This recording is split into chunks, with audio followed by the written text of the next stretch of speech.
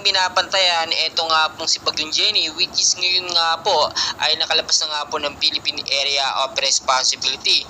As of now, no, nasa 120 kilometers per hour na lamang po ang kanyang lakas, na may bugso naman po pumapalo na lamang ngayon sa 150 kilometers per hour. Pa-northwestward pa rin po sa bilis naman po na 10 kilometers per hour. So wala na po tayong dapat ipag-alala dahil nga po nakalabas na ito ng PAR at ngayon tinatahak ang direksyon malapit nga po papunta sa Taiwan, no? Nasa Taiwan na po siya ngayon naglandfall at kahit nakalabas na po ng PAR, etong si Bagyong Jenny may bagong active low pressure area po tayo na binabantayan. Dito nga po sa bandang silangang Mindanao na may lakas po, no, na 35 kilometers per hour.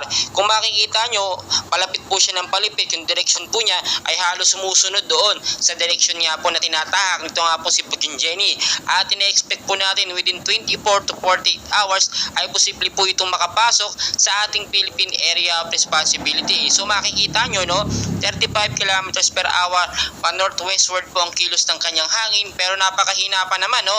Pero ang pinabahala po natin dito ay yung southwest monsoon or hanging habagat na posible pong magpalakas sa kanya at tulak siya papalapit, no.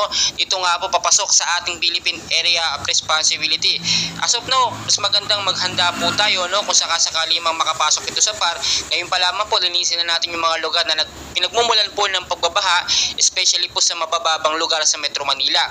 Ngayon din po mag-ingat din tayo sa banta nga po ng mga localized thunderstorm, no, yung mga pag-uulan tuwing hapon dala ng hanging habagat o southwest monsoon.